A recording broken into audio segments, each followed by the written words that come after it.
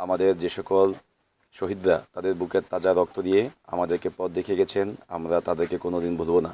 আমরা একটু আগে এসেছিলাম আমাদের এই শরীয়তপুরের এক কৃতি সন্তান, যিনি 24-এর গণ-অভ্যুত্থানে তিনি তার বুকের তাজা রক্ত দিয়ে তিনি আত্মত্যাগের মাধ্যমে আমাদের নতুন বাংলাদেশ বিনির্মাণের জন্য তিনি সর্বোচ্চ ত্যাগ স্বীকার করে গেছেন।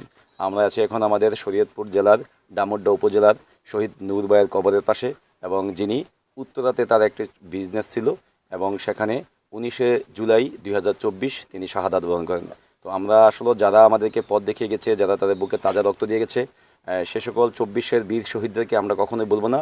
আমরা মনে করি ফেসিস্টের বিরুদ্ধে বা ফেসিবাদের বিরুদ্ধে তাদের যে আত্মত্যাগ, সেটা আসলে আমাদের পরবর্তীতে যে কোনো যৌক্তিক আন্দোলনে আমাদের সবসময় সেটা হলো পথ দেখাবে। তো নূর ভাইয়ের জন্য আমরা সকলেই দোয়া করব যাতে আল্লাহ তাআলা তাকে পরকালে ভালো রাখেন, এবং তিনি যে সব মশার বিরুদ্ধে সুরক্ষা দিতে এলো বসুন্ধরা এক্সট্রিম অ্যারোসল। মশার বিরুদ্ধে এক্সট্রিম সুরক্ষা। উদ্দেশ্যে আত্মত্যাগ করেছেন এবং যে উদ্দেশ্যে জীবন দিয়ে গেছেন, আমরা যারা আছি তার সহযোদ্ধা হিসেবে আমরা যাতে তার সেই স্বপ্নকে বা তার উদ্দেশ্যকে বাস্তবায়ন করতে পারি।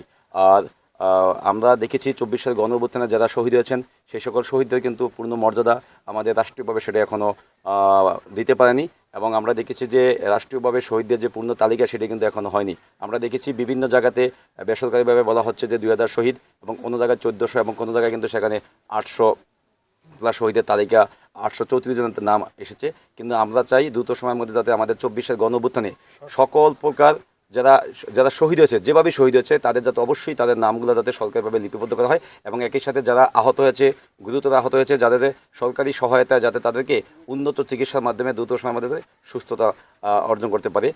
যারা এখনও হাসপাতালে বেড়ে আছেন, যারা বিভিন্ন অঙ্গহানি ঘটেছে, অনেকে চোখ হারিয়েছেন, অনেকে তার বিকলাঙ্গ হয়েছেন, আমরা তাদের জন্য দোয়া করি যাতে তারা দ্রুত সময়ের মধ্যে সুস্থ হয়ে যে আবার আমাদের মাঝে ফিরে আসতে পারেন।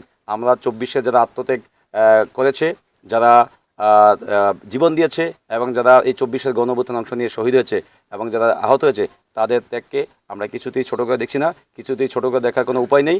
আমরা তাদেরকে আজীবন মনে রাখবো, এবং পরবর্তীতে যে কোনো ফেসিবাদের বিরুদ্ধে তারাই কিন্তু আমাদের অনুপ্রেরণা হিসেবে কাজ করবে।